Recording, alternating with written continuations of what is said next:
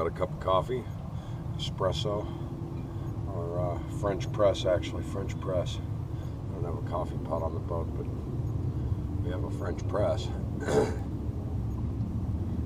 So, I've been watching the water out here. Seen a couple of really large fish just pop about. I don't know what they are, but chasing all these little fish, and I'll get some video of it. But today's the exhaust. We actually got some video yesterday, me climbing down into that little hole.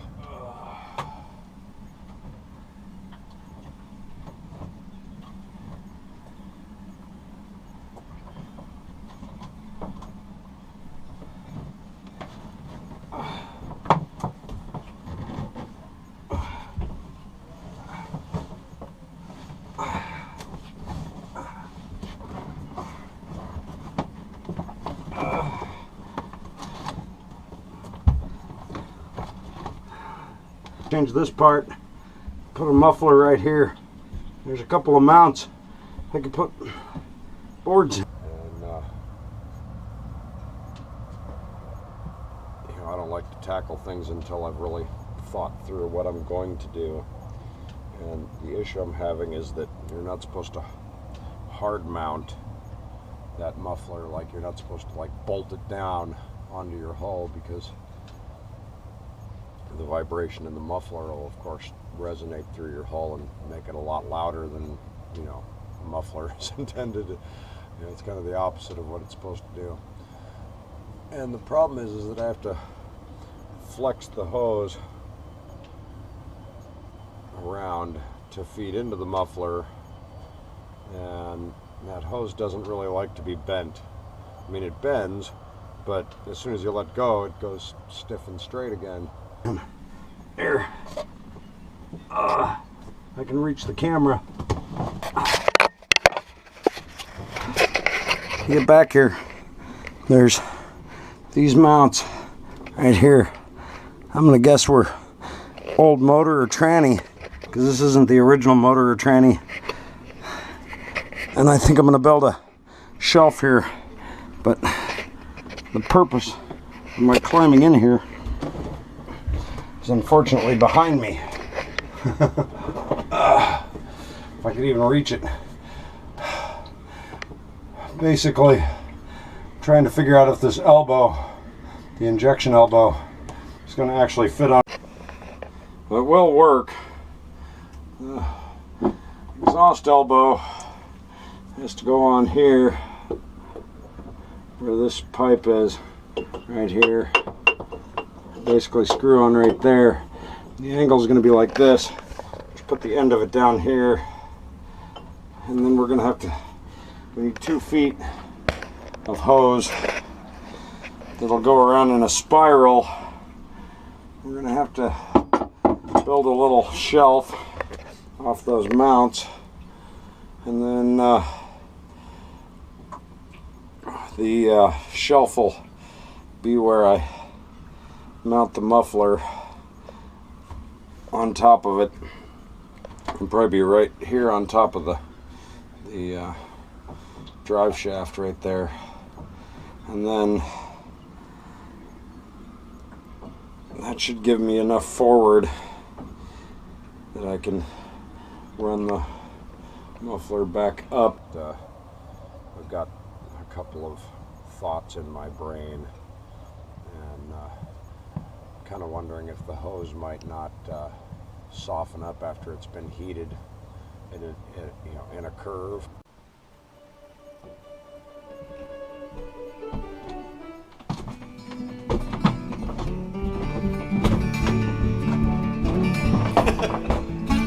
So,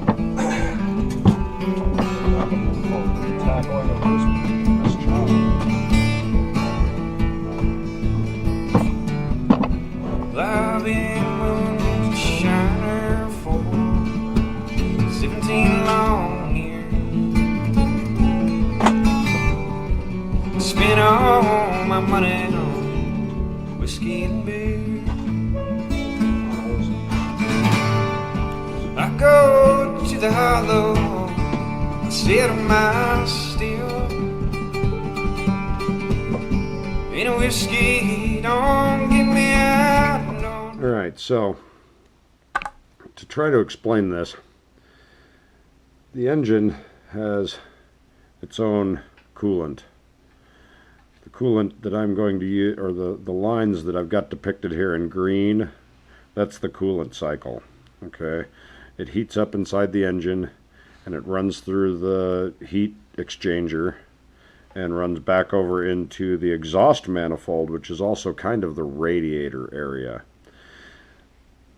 The water that cools that coolant comes from this seacock, and it goes up through a strainer, and it goes into the pump, and then it comes out of the pump, and it goes up through that, basically surrounding the hot coolant inside of the heat exchanger, and then that water comes out and goes over and is injected into the exhaust system. So the exhaust comes out of the engine over here. This coolant-filled exhaust manifold initially cools it, but of course the exhaust is still dry. In my boat, the exhaust manifold is too low to have the proper amount of height for the next stage, so I put in a riser here. This pipe comes out, it rises up with the dry exhaust, and it hits the elbow, the injection elbow. I had to rise up. This is the injection elbow. The seawater, which has been heated by the engine's coolant, but it's not boiling hot, is then injected over the exhaust. And this is a 45 degree elbow. So at that point, the exhaust needs to be, hang on here, at that point, and here's the same thing. Okay, we have the water coming in, going into the pump, going into the exchanger, the engine's coolant running the cycle through, and this is the pump on the engine that actually pumps the coolant. This is the seacock water comes in, hits the pump, goes into the heat exchanger, comes out and is injected into the elbow. At this height up here, I have enough room that as I progress down to the muffler, this is now wetted exhaust at this point. The water from the seawater coming in from the exchanger is being injected into the exhaust, making it up to this injector. Sorry, you can hear Scuff stumbling around over here. Scuff, lay down. Here's Scuff. Scuff, lay down. Lay down. Yeah, good boy. Yeah, good boy. Yeah. Okay, so when you reach this point where the injector is where you're injecting the water into the elbow, the water has to flow downhill until it gets to the muffler. Basically, they gave it an inch or something per foot, and in my boat, with this one, when it comes out of here, it only has about 4 inches until it would be down here, and there was no way I was going to be able to get that downspill speed that I needed before it went into the muffler. So I had no choice but to basically run the exhaust around in a circle and then have it come into the muffler. And this is a fiberglass muffler. I don't remember the brand at the moment. I'll have to look back on it. But after it hits the muffler, it goes up into this, I called it an overflow in the video, but basically this is a trap. It's the same sort of a trap you have under your kitchen sink, and it traps an air bubble in here, which basically keeps a siphon from coming back in from the back of your boat if you happen to get your exhaust pipe underwater. This has to, we're going to say this is water line right here, okay? So this is the outside of the boat, and this needs to spiral down, and then it collects in the muffler here, and then it needs to come up and get over water line. If it doesn't get over water line, then water can come into here and start a siphon which actually goes backwards through your engine, and your engine just starts overflowing all over your boat, and you sink through the engine and through the exhaust.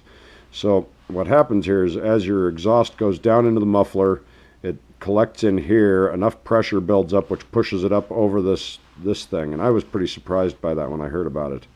But the exhaust and the coolant comes up and just passes right over this, and then it comes back down, and then it runs to the back of the boat heading that way, and so then it squirts out the back. The reason that you see wet exhaust going squirt, squirt, squirt is because of this muffler. This muffler the water builds up in it from the injection elbow. When the pressure gets high enough, it pushes the water up over the trap. The trap, when the water comes in the other way, if it comes in the other way, this air bubble and this water down here kind of lock it all up so that the siphon can't get going. And that's the basics of the wet exhaust system. It's not overly complicated, but everything from the injection elbow here down this pipe, this is a rubber pipe, and then this is a fiberglass muffler, and then this is a rubber pipe, and this is a fiberglass elbow, and this is a rubber pipe, and this is a fiberglass elbow, and this is a rubber pipe. And you can put your hand right on this pipe as it's coming out of the injection elbow. You can put your hand right on it, and it's just mildly warm. By the time it gets down here, it's not even hot. I mean, it's slightly warm, but you're getting rid of that exhaust heat without creating a hot metal pipe running through your boat. That's the other positive of this system. So that is a wet exhaust system explained. And if you have any questions, by all means, ask. I did a lot of studying, and there's about, like so many things in the world, there's about 50 opinions on how this works. But this is how mine works, and I fired it up, and it works amazingly well. It's quiet, and you get the standard squirt, squirt, squirt. And like I said, you can put your hands right on the pipe right after it comes out of that injection elbow right there. This is, of course, very hot, that little stretch. The exhaust manifold up to the injection elbow is toasty, but it's a hard metal pipe. It's not going to get close to anything around the outside. So just got to make sure that roughly 1 foot of metal pipe doesn't ever have anything rubbing up against it that might, burn or heat or burn or melt or how it is in the actual boat. You want the muffler to be as close to the center of the boat as possible, so as the boat heels, it doesn't change where this muffler is. That's why that's why I had to have this circle that goes around, or the spiral that goes around. I needed this distance and this drop, because also the muffler is supposed to be basically about the midline of the engine. Okay, so this is a bad depiction because it shows it off to the right. But this shows that it's supposed to be about the same height when it comes across the engine here. So to get this amount of drop, I needed to spiral the hose around and get a couple of extra feet into it, versus just this short distance here. So I wanted to be clear on that. Not only does this exhaust pipe going up and over need to get over this water line outside the boat, but the muffler is supposed to be about midline of the engine. So I don't know exactly what footage I got and what I didn't get, but the new exhaust system went in. I'm not sure if you'll be able to actually see it in there. Let me see if we've got a flashlight. It'll give us a decent view of it. I'm not sure how this will work, but I had to rise up. This is the injection elbow. It goes down. There's a big loop back in the back that feeds into the muffler, which is the top of the muffler is exactly in line with where it's supposed to be on the engine. Then it goes up into the overflow up here and comes back down, and then that heads off to the back of the boat. And the water is injected through that copper nozzle. It's coming out of the coolant pipe down here. So anybody have any questions, by all means, ask away. I'll see if I can help you. This system was a basic one I found online, and I hope this can help. By all means, please like, share, and subscribe, and we'll get.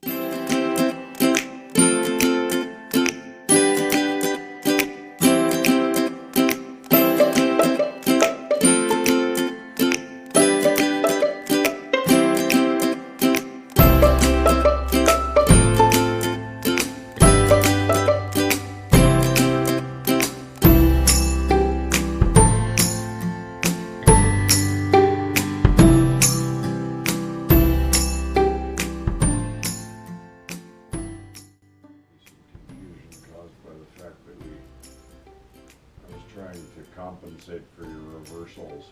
Yeah, well, you're the one that's dyslexic, not me here. Yes, that's it.